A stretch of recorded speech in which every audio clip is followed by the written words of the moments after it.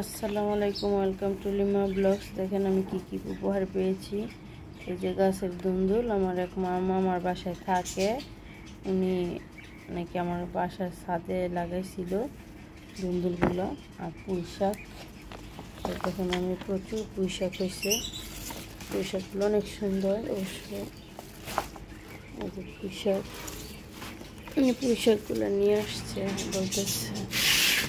আর এই যে করলা, বাঁশুরের গাছের কলা,